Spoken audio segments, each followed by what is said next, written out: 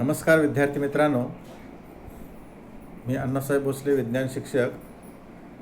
आज इयत्ता 9वीच्या विज्ञान विषयातील विज्ञान भाग 1 मधील प्रकरण क्रमांक 13, त्या प्रकरणाचं नाव आहे कार्बन एक महत्त्वाचे मूलद्रव्य। या प्रकरणातील हे दुसरं लेक्चर मी आज आपल्यासमोर सादर करीत आहे। काल आपण जो भाग अभ्यासला, या अगोदरचा भाग म्हणजेच कार्बनविषयीची माहिती आपण अभ्यासली। त्याचबरोबर त्या शास्त्रज्ञाची माहिती, वोलर हा जो शास्त्रज्ञ आहे, शास्त्रज्ञाविषयीची माहिती यापूर्वी आपण अभ्यासलेली आहे। आज आपण कार्बनचा म्हणजे कोणत्या ठिकाणी आढळतो या संदर्भातली माहिती आपण अभ्यासणार आहोत। त्याचबरोबर कार्बनचे काही गुणधर्म अभ्यासणार आहोत। इयत्ता 9वीच्या विज्ञान पुस्तकातील पान नंबर 139 वर, काल आपण 138 पान नंबरवरचे भाग पाहिला, आता 139 पानावरचा भाग कार्बनचा आढळ। नेमका कशा पद्धतीने कार्बनचा आढळ आहे तो भाग आपण पाहणार आहोत। आता लॅटिन भाषेत कोळशाला कार्बो असं म्हटलं जातं। लॅटिन भाषेमध्ये कार्बो म्हणजे कोळसा, म्हणजे हे कार्बन नाव कशावरून पडलं तर लॅटिन भाषेतून हे नाव पडलेलं आहे। कार्बो म्हणजे कोळसा, यावरून कार्बन हे नाव त्या कोळशाला प्राप्त झालं। कोळशाला कार्बो असं म्हटलं जातं लॅटिनमध्ये, त्यावरूनच कार्बन असं हे नाव पडलेलं आहे। निसर्गात कार्बन हा मुक्त व संयुगा अवस्थेमध्ये आढळतो। निसर्गात जो आपल्याला कार्बन आढळतो तो संयुगा अवस्थेत आढळतो आणि त्याचबरोबर मुक्त अवस्थेत सुद्धा आढळतो। आता यामधील मुक्त अवस्थेमध्ये कोणते कार्बन असतात? हिरा, ग्राफाईट या अवस्थेत। मुक्त अवस्थेत जो कार्बन आढळतो तो म्हणजे हिरा आणि ग्राफाईट। आणि संयुक्त अवस्थेत कार्बन हा वेगवेगळ्या संयुगामध्ये आढळतो। आता ती कोणकोणती संयुग आहेत? आता त्या संयुगाविषयीची आपण माहिती घेणार आहोत। तर कार्बन डायऑक्साईड हे एक संयुग आहे। कोणतं संयुग? Carbon dioxide.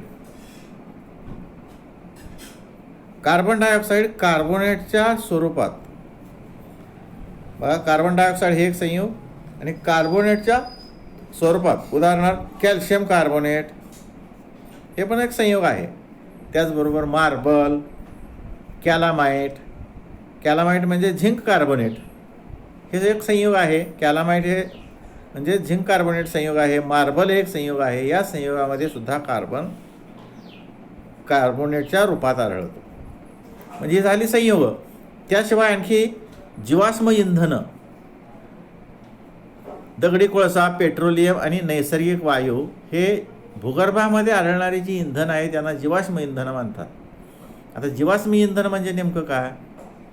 तर जे काही सजीव आहेत, वनस्पती, प्राणी, हे नैसर्गिक पृथ्वीवर ज्या काही नैसर्गिक आपत्ती निर्माण होत असतात, भूकंपासारख्या, जमिनीचा भाग खालवर हलणे किंवा आडवा हलणे आणि जमिनीला भेगा पडणे, आणि त्यामुळं जमिनीवर असणारी जी वनस्पती सृष्टी आहे, काही प्राणी आहेत, हे सर्व जमिनीत गाडले जातात। आणि जमिनीत गाडल्यानंतर त्यांना ऑक्सिजन मिळत नाही। कोणत्याही ऑक्सिजनशिवाय त्याचं म्हणजे पृथ्वीच्या अंतर्भागात विघटन होतं आणि त्याच्यापासून अशी इंधनं तयार होतात। दगडी कोळसा तयार होतो, पेट्रोलियम, नैसर्गिक वायू यातून तयार होतात। त्यांना जीवाश्म इंधन म्हणतात। म्हणजे हे जे सजीव आहेत जमिनीत गेल्यामुळं या ऑक्सिजनशिवाय विघटन होऊन त्यांच्यापासून अशी इंधनं तयार होतात। यामध्ये सुद्धा कार्बन असतो। त्याशिवाय आणखी कार्बन कशामध्ये असतो? तर कार्बन ही पोषण द्रव्ये, आपण जो आहार घेतो त्यामध्ये जे काही घटक आहेत, कर्बोदके म्हणजे त्यालाच आपण पिष्टमय पदार्थ म्हणतो। त्याचबरोबर प्रथिनं, मेद, पिष्टमय पदार्थ, प्रथिनं, मेद या प्रत्येकात कार्बन आहे। आपला जो आहार आहे त्या आहारातील जे घटक आहेत, प्रमुख घटक, पिष्टमय पदार्थ, प्रथिने, मेद ह्या प्रत्येकामध्ये कार्बन हा घटक आहे। त्याचबरोबर आणखी नैसर्गिक धागे, म्हणजे कापूस, लोकर, रेशीम हे जे धागे आहेत, नैसर्गिक धागे, या प्रत्येकामध्ये कार्बन आहे. म्हणजे आता हे जे सांगितले हे सर्व संयोग अवस्थेमध्ये कार्बन असतो. आपल्याला हा मुक्त अवस्थेमध्ये कार्बन असा आढळत नाही, तर हा संयोगाच्या अवस्थेमध्ये कार्बन आढळतो. म्हणजेच निसर्गामध्ये कार्बन हा 2 प्रकारे आढळतो. तर एक म्हणजे मुक्त अवस्थेत, दुसरा म्हणजे संयोगाच्या अवस्थेमध्ये. मुक्त अवस्थेमध्ये असणारा कार्बन म्हणजेच हिरा आणि ग्राफाईट, आणि संयोगाच्या अवस्थेत असणारा कार्बन वेगवेगळ्या संयोगामध्ये असतो. ते कार्बन डायऑक्साईड, कॅल्शियम कार्बोनेट, जीवाश्म इंधन, कार्बनी पोषक द्रव्ये आणि नैसर्गिक धागे.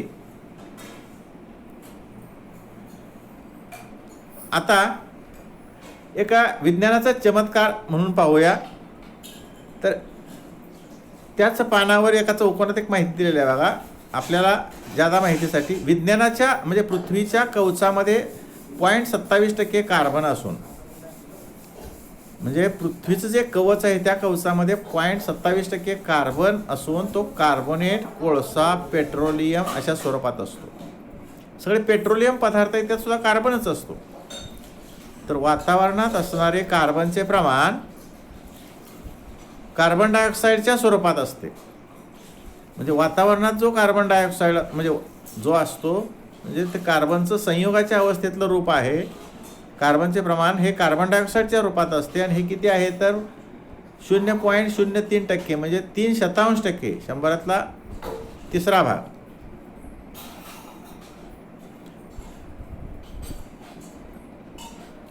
महासागराच्या तळाशी असलेल्या काही प्रकारच्या वनस्पती बघा, महासागराच्या तळाशी असलेल्या काही प्रकारच्या वनस्पती पाण्यातील कार्बनचे रूपांतर कॅल्शियम कार्बोनेटमध्ये करीत असतात. पाण्यामध्ये सुद्धा कार्बन असतो. तर पाण्यामध्ये असलेल्या कार्बनचं त्या पाण्यामध्ये असणाऱ्या ज्या वनस्पती आहेत त्या वनस्पती कॅल्शियम कार्बोनेट ह्या संयोगात त्याचं रूपांतर करतात. कार्बनचं कॅल्शियम कार्बोनेटमध्ये रूपांतर करतात. अशा पद्धतीनं आपण कार्बनच्या संदर्भातली थोडी माहिती पाहिली. आता पुढचा पॉईंट बघूया आपण, कार्बनचे गुणधर्म. बघा, पुढचा भाग म्हणजेच कार्बनचे गुणधर्म. हा इथला हा भाग बघा, चौकोनात दाखवलेला कार्बनचे गुणधर्म. आता ह्या कार्बनच्या गुणधर्मामध्ये त्यातला एक पॉईंट आहे तो म्हणजे कार्बनची अपरूपता. अपरूप म्हणजे काय? निसर्गात काही मूलद्रव्ये एकापेक्षा अधिक रूपात आढळतात,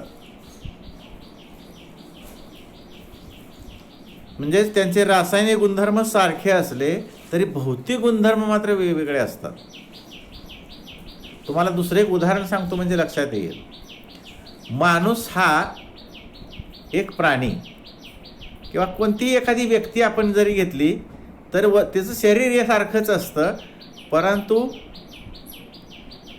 वेगवेगळ्या ठिकाणी वेगवेगळी भूमिका बजावत असतं. म्हणजे आपण विद्यार्थी आहात, ज्यावेळी घरामध्ये असता त्यावेळी लहान बाळासारखं वर्तन करता, आईवडिलांच्या समोर हट्ट करणं, आपल्या आवडीचा गोड पदार्थ आईकडून हट्टानं मागून घेणं, मला भूक लागलेली आहे, मला हा पदार्थ खायला आवडतो असं आपण म्हणतो.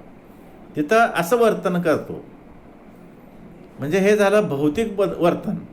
त्यानंतर शाळेत ज्यावेळी तुम्ही येत असता, शाळेत आलेला असता, त्यावेळी शाळेत तशा पद्धतीनं वागून चालत नाही. शाळेमध्ये अभ्यासाच्या संदर्भामध्ये विद्यार्थ्यांनी कसं वागायला पाहिजे त्या पद्धतीचं आपलं शाळेतलं वर्तन असतं.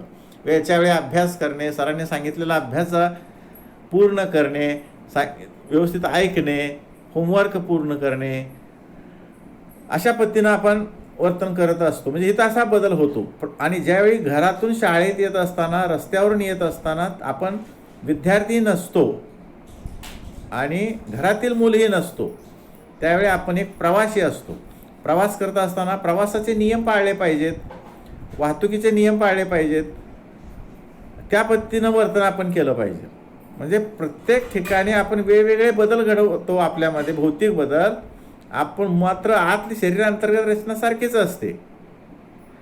अशाच हे तुम्हाला एक उदाहरण सांगितलं. तसंच कार्बन हा जो कार्बनचे रासायनिक गुणधर्म सारखे आहेत, फक्त त्याचे वरून दिसणारे गुणधर्म वेगवेगळे आहेत. भौतिक गुणधर्म म्हणजेच रासायनिक गुणधर्म सारखे असले तरी त्याचे भौतिक गुणधर्म वेगळे असतात. आणि मूलद्रव्यांचा हा जो गुणधर्म आहे याला अपरूपता म्हणतात. मूलद्रव्याच्या या गुणधर्माला अपरूपता म्हणतात. कार्बनप्रमाणेच आणखी काही मूलद्रव्ये आहेत, त्यांच्यामध्ये सुद्धा म्हणजे एकापेक्षा जास्त रूपं आहेत. सल्फर, फॉस्फरस ही मूलद्रव्ये सुद्धा अपरूपता दर्शवतात. अपरूपता म्हणजेच एका मूलद्रव्याची एकापेक्षा जास्त रूपं असतात. आता स्फटिक रूप, त्याची दोन कार्बनची अपरूपे मुख्य कोणती आहेत बघा. स्फटिक रूप आणि अस्फटिकी रूप. कार्बनची मुख्य दोन रूपं, एक स्फटिकी रूप, दुसरं अस्फटिकी रूप. स्फटिक गुणधर्माचा अर्थ माहिती आहे का? स्फटिक म्हणजे काय आपण याच्या अगोदर अभ्यासलेला भाग आहे इयत्ता 7वी मध्ये 8वी मध्ये. स्फटिक म्हणजे ठिसूळ, म्हणजेच खड्याच्या स्वरूपामध्ये असणारा भाग. आता त्याचे आपण काही गुणधर्म अभ्यासणार आहोत, म्हणजे तुम्हाला ते लक्षात येईल. स्फटिकी रूप, स्फटिक रूपातील अणूंची रचना कशा पद्धतीनं असते. आता स्फटिकी रूपे,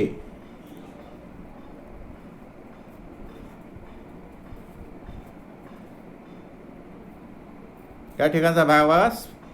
कार्बनची अपरूपे हा भाग आहे. आता त्यामध्ये असणारा पुढचा भाग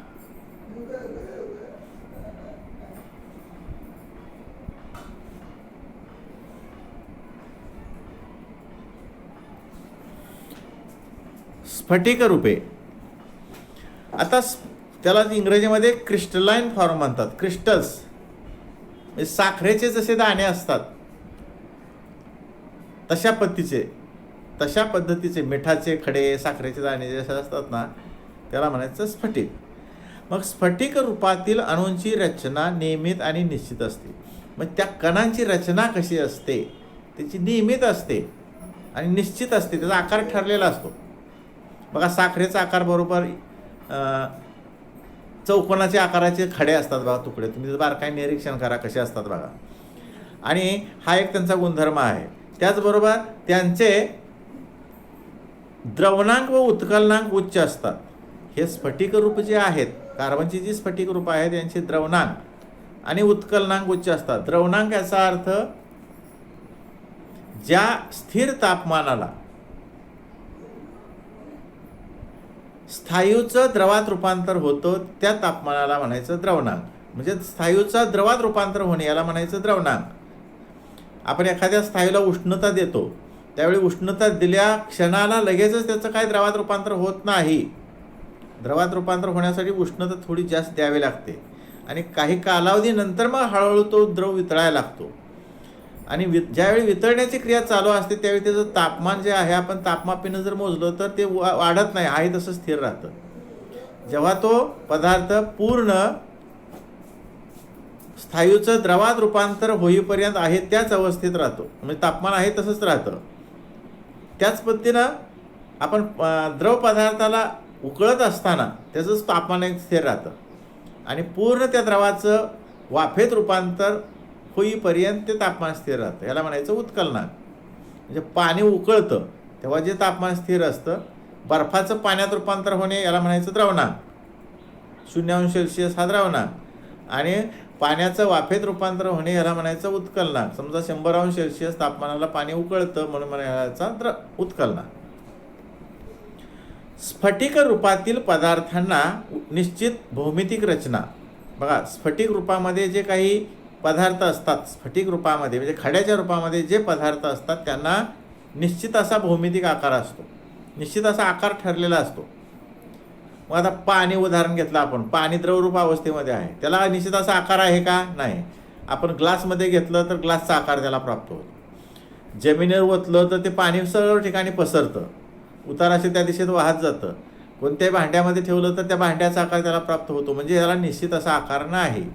आणि ही जी स्फटिक अपरूप आहेत, स्फटिक रूप जे आहे त्यांना निश्चित असा आकार असतो. त्यांच्यात कडा तीक्ष्ण असतात. जशा ह्या पट्टीला बघा, पट्टी ही जी कडा आहे अतिशय धारदार असते. चाकूला सुरीला कशी कडा असते तीक्ष्ण, तशाच पद्धती ह्याच्या ज्या कडा आहेत, पट्टीची जशी कडा असते तशा पद्धतीच्या त्या धातूंच्या म्हणजे ह्या स्फटिकांच्या कडा एकदम तीक्ष्ण असतात. खडीसाखर तुम्ही पाहिलेलं आहे, खडीसाखरेचा खडा बघा, त्याला लहान लहान कोरा असतात, कडा असतात, त्या सगळ्या कशा असतात, तीक्ष्ण असतात. आणि पृष्ठभाग सपाट असतात, म्हणजे नुसत्या कडाच नसतात, दोन कडांच्या मधला भाग सपाट असतो, पृष्ठभाग हा सपाट असतो. अशा पद्धतीचे हे गुणधर्म ह्या स्फटिकी रूपांचे आहेत. म्हणजे कार्बनची 3 स्फटिकी अपरूप आहेत. आपण आता हे जे गुणधर्म पाहिले ते फक्त कार्बनच्या स्फटिकी रूपांच्या संदर्भात. कोणकोणते आहेत? ह्यांची अणूंची रचना नियमित आणि निश्चित असते. द्रवणांक आणि उत्कलनांक उच्च असतात, म्हणजे जास्त उष्णता द्यावी लागते, अति उच्च तापमान करावं लागतं. त्यांच्या पदार्थांचा आकार म्हणजे निश्चित असतो, कडा तीक्ष्ण असतात आणि त्याचा पृष्ठभाग सपाट असतो. म्हणजे एखादा समजा चेंडू घेतला आपण, चेंडूचा वरचा पृष्ठभाग कसा आहे, सपाट आहे का? नाही. त्याचा कसा असतो, गोल आकार, वक्र असतो. तसा नाही. एखादा टरबूज, कलिंगड आणि खरबूज ही फळं जी आहेत गोल आकाराची, त्याचा वरच्या पृष्ठभागावर हात फिरवला तर आपल्याला सपाट पृष्ठभाग दिसत नाही, तर वक्र पृष्ठभाग असतो.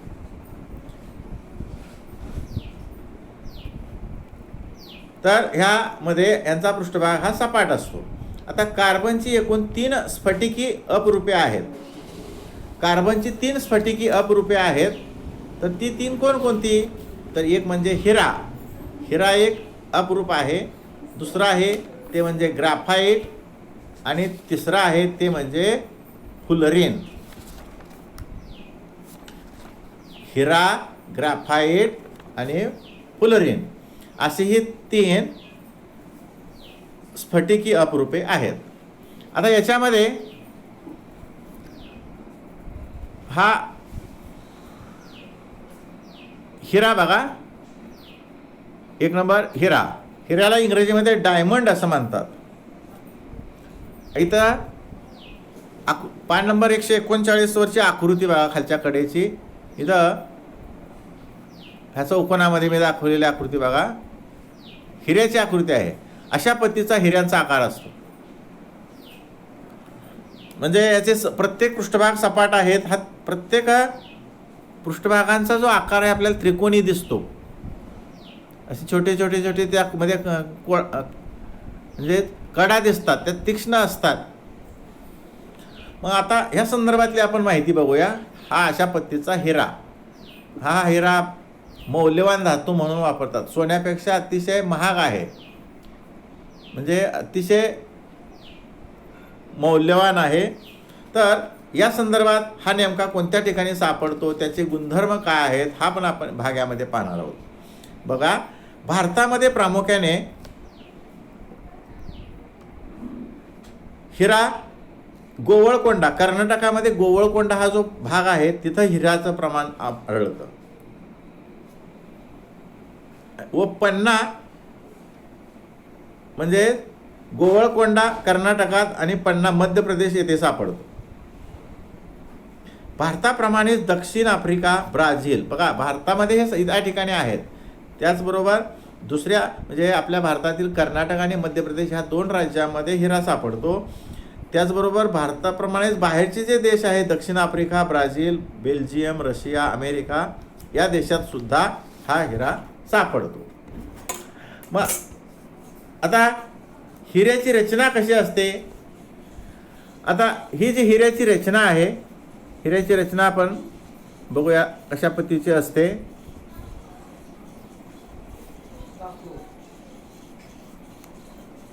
आता पान नंबर 140 वर असणारी आपण हिऱ्यांची रचना बघूया. पान नंबर 140 वर हिऱ्याची रचना. आता ह्याच्यामध्ये बघा रचना म्हणून भाग जो दिलेला आहे, इथं ह्याच्यामध्ये हिऱ्याची रचना कशी असते तो भाग दाखवलेला आहे. तर हिऱ्यात प्रत्येक कार्बन अणू हा शेजारील 4 कार्बन अणूंशी सहसंयोजी बंधाने बांधलेला असतो.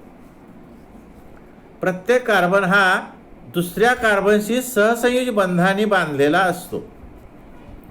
आता ते सहसंयोजी बंध कसे असतात, तर इथं हे शेजारच्या आकृतीमध्ये ते भाग दाखवलेले आहेत बघा.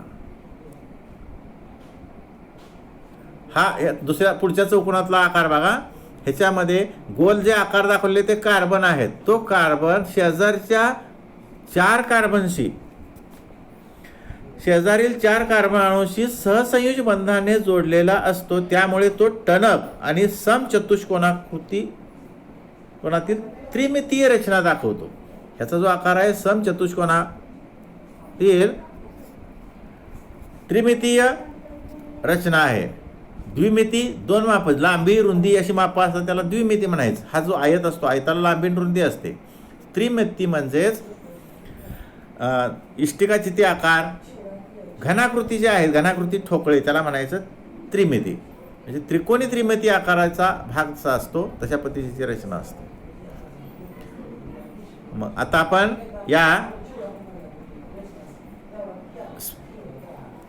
कार्बनची वेगवेगळी रूपे, कार्बनची अपरूपता म्हणजे काय, स्फटिकी रूपे. त्या स्फटिकी एकूण 3 रूपे आहेत, हिरा, ग्राफाईट आणि फुलरीन. आणि हिऱ्याचे आपण आढळ आणि रचना हा भाग पाहिला. आता यानंतरचा जो भाग आहे तो आपण नंतर पाहूया. आता इथंच थांबूया. धन्यवाद.